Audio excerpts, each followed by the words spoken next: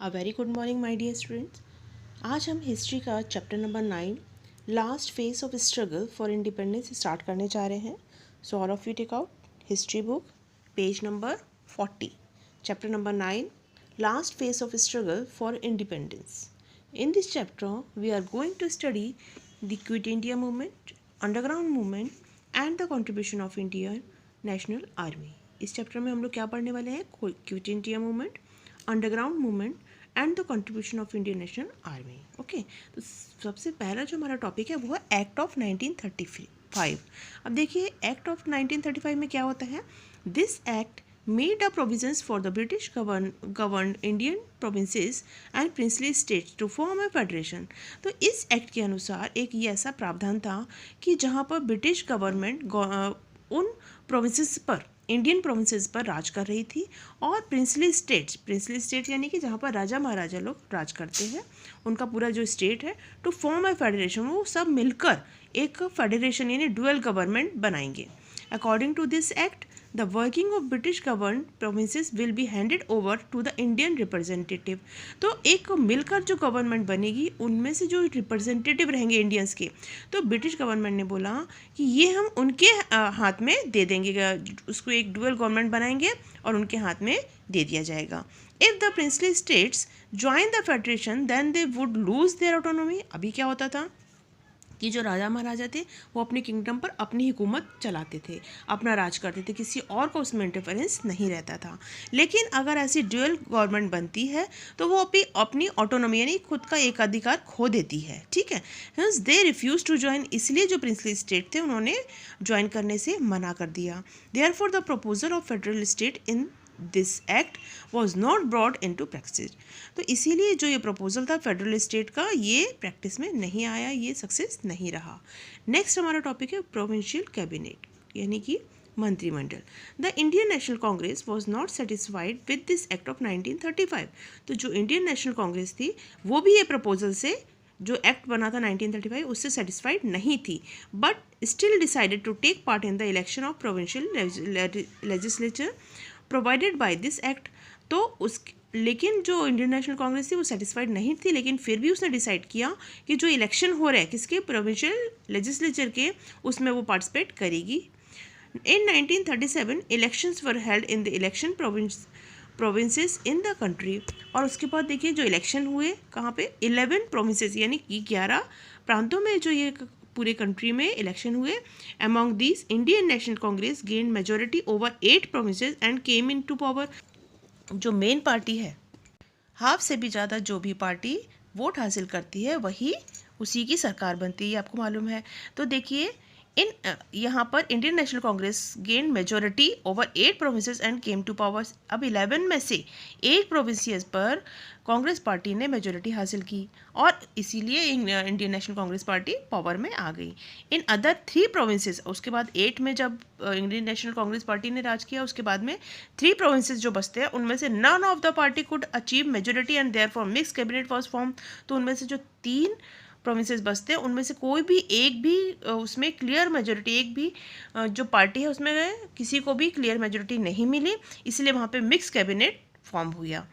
The cabinet minister of Indian National Congress did useful work for the people such as release of political prisoners from jail, introduction of basic education, prohibition of liquor, measure of undertaken to improve condition of the Dalit, passing of act giving debt relief to the farmers etcetera.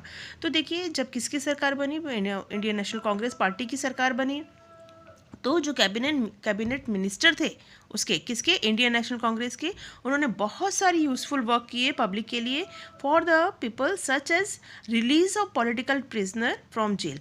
तो जितने भी political party के जो बड़े बड़े leaders थे jail में बंद थे उनको रिलीज़ किया, उनको छुड़वाया, रिहा किया। इंट्रोडक्शन ऑफ बेसिक एजुकेशन, और जो बेसिक एजुकेशन है वो लोगों को दिया कि ये बहुत ही कंपलसरी होना चाहिए कि लोगों को बेसिक एजुकेशन मिलना चाहिए। प्रोहिबिशन ऑफ लिकर, और जो ये लिकर है यानी कि ये जो नशा वगैरह है उसको बिल्कुल रोक लगा दिया गया। Measure undertaken to improve condition of the Dalit, और जो दलित लोगों की कंडीशन है उसमें काफ़ी सारे इम्प्रूवमेंट में उनके काफ़ी सारे काम किए। पासिंग द एक्ट गिविंग डेप्ट रिलीफ टू द फार्मर्स, और एक एक्ट पास किया जिसमें कि फार्मर्स लोगों ने जो कर्ज लिया हुआ है उसको माफ़ करने का उसमें प्रावधान किया। ठीक है, नेक्स्ट आता है हमारा क्रिप्स मिशन। अभी क्रिप्स मिशन क्या है देखिए। During the second world war England supported America against Japan. देखिए सेकेंड वर्ल्ड वॉर के टाइम पे इंग्लैंड ने किसको सपोर्ट किया, अमेरिका को, किसके अगेंस्ट में, जापान के अगेंस्ट में। The Japanese army reach the eastern border of India. जो जापानीज आर्मी थी वो इंडिया की ईस्टर्न बॉर्डर तक पहुंच चुकी थी। The British realised that if Japan attack India then they will need cooperation from the Indians. तो ब्रिटिश लोगों को ये मालूम था कि अगर जापान अटैक करेगा इंडिया के ऊपर तो दे विल नीड, उनको इंडियंस की कॉपरेशन की बहुत ही ज़्यादा ज़रूरत पड़ेगी, वो अकेले उनको हैंडल नहीं कर सकता। Hence the British prime minister Winston Churchill sent Sir Stafford Cripps to India. तो जो ब्रिटिश के प्राइम मिनिस्टर थे विंस्टन चर्चिल सेंट, उन्होंने क्या किया, सर स्टैफर्ड क्रिप्स को इंडिया में भेज दिया। In March 1942 he put up a proposal of India in front of the Indians. उसके बाद 1942 में उन्होंने एक प्रपोजल रखा इंडिया के सामने, इंडियंस लोगों के सामने, और वो प्रपोजल में क्या था, but none of the political party was satisfied with this proposal. तो कोई भी जो इंडिया की पॉलिटिकल पार्टी थी वो उनके इस प्रपोजल से सेटिस्फाइड नहीं थी। The Indian National Congress rejected the proposal since there was no clear mention of complete independence, क्योंकि इसके पहले देखिए कंप्लीट इंडिपेंडेंस की मांग की गई थी जो गांधी जी ने किया था, इसके पहले वाले चैप्टर में हमने पढ़ा था। तो ब्रिटिश गवर्नमेंट ने क्लियर कंप्लीट इंडिपेंडेंस को देने से मना कर दिया था, इसलिए कोई भी पॉलिटिकल पार्टी ने उनका प्रपोजल को स्वीकार नहीं किया। Since there was no mention of creation of Pakistan the Muslim League also rejected the Cripps mission. उसके बाद देखिए जो मुस्लिम लीग है ये सेकेंड बड़ी पॉलिटिकल पार्टी है, इसने भी जो किसको, since there was no mention of creation of Pakistan, जो किसको सपोर्ट करते हैं, पाकिस्तान के क्रिएशन को सपोर्ट कर रहे थे, उन्होंने भी क्रिप्स मिशन को रिजेक्ट कर दिया। ठीक है, अब उसके बाद देखिए second world war and Indian National Congress. The second world war begin in Europe in 1939। Second world war कब शुरू हो गई थी, यूरोप में 1939 में। Then viceroy Lord Linlithgow declared that India has join to war on the side of the British. तो देखिए जो ये लॉर्ड लिनलिथगो थे, वाइसरॉय थे उन ब्रिटिश के, उन्होंने डिक्लेयर कर दिया था कि अगर इंडिया इस वॉर में ज्वाइन करता है, वॉर को on the side of the British लोगों की साइड से ज्वाइन करता है, उनको सपोर्ट करता है, then England claimed that it is fighting to save democracy in Europe.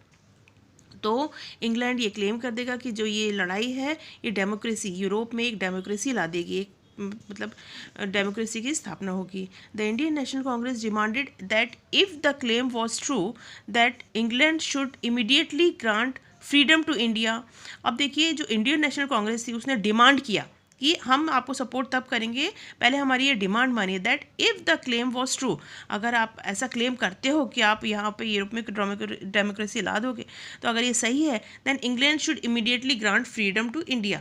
तो आप इमीडिएटली हमें फ्रीडम दे दीजिए, आज़ादी दे दीजिए, इंडियंस को छोड़ दीजिए, इंडिया को छोड़कर चले जाइए। England refuse to fulfil this demand and therefore the provincial minister of Indian National Congress resign in November 1939। तो देखिए क्या हुआ, इंग्लैंड ने रिफ्यूज़ कर दिया उनकी इस डिमांड को, और जो प्रोविंशियल मिनिस्टर थे इंडियन नेशनल कांग्रेस उन्होंने रिज़ाइन कर दिया नवंबर 1939 में। नेक्स्ट हमारा टॉपिक आता है quit India movement. After the Cripps mission, इसके पहले जो क्रिप्स मिशन था उसके बाद the Indian National Congress decided to start an intense movement for attending independence. तो अब जब क्रिप्स मिशन हो गया था उसके बाद इंडियन नेशनल कांग्रेस ने डिसाइड किया कि हम तुरंत ही फिर से इंडिपेंडेंस की जो लड़ाई है उसको स्टार्ट कर देंगे। The working committee of the Congress pass the resolution on 14 July 1942 at Wardha. उसके बाद देखिए वर्किंग कमेटी थी जो कांग्रेस की, उन्होंने एक रेजोल्यूशन पास किया 14 जुलाई 1942 को, कहाँ पर, वर्धा में। द रेजोल्यूशन डिमांडेड दैट, जो रेजोल्यूशन था उसका उन्होंने क्या डिमांड किया, that the British rule in India B ended immediately and India should be given independence. तो देखिए कि जो इंडिया में वो रूल कर रहे हैं कौन, ब्रिटिश लोग, वो इमीडिएटली उसको ख़त्म करें और यहाँ से इनको छोड़कर, इंडिया को छोड़कर चले जाइए और इंडिया को इंडिपेंडेंस, आज़ादी दे दीजिए. If this demand was not fulfilled then the Indian National Congress want to start a non violence movement for freedom of India. तो उन्होंने बोला अगर आप हमारी ये डिमांड को पूरी नहीं करेंगे दैन इंडियन नेशनल कांग्रेस ने वॉर्न किया to start a non violence movement for freedom of India.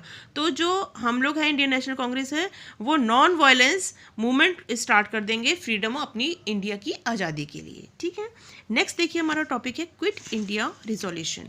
On 7 August 1942 the session of Indian National Congress was held at Gwalior tank क्रांति मैदान इन मुंबई. देखिए 7 अगस्त 1942 को the session of Indian National Congress Gwalior tank में, क्रांति मैदान में, ये मुंबई में स्टार्ट हुआ था session. Maulana Abdul Kalam Azad was the president of this session. और इस सेशन के जो प्रेसिडेंट थे उनका नाम था Abdul Kalam Azad. The British should leave India. उनका क्या कहना था, ब्रिटिश लोगों को इंडिया छोड़कर चले जाना चाहिए. दिस रिजोल्यूशन, और ये जो रिजोल्यूशन है, passed by Congress working committee at Wardha. तो वर्धा में उन्होंने ये जो उनकी वर्किंग कमेटी है कांग्रेस की, वहाँ पर ये रिजोल्यूशन इन्होंने पास करवाया. Was to be finally approved in the Mumbai session. और ये कहाँ पर अप्रूव हुआ, मुंबई के सेशन में ही अप्रूव हुआ था.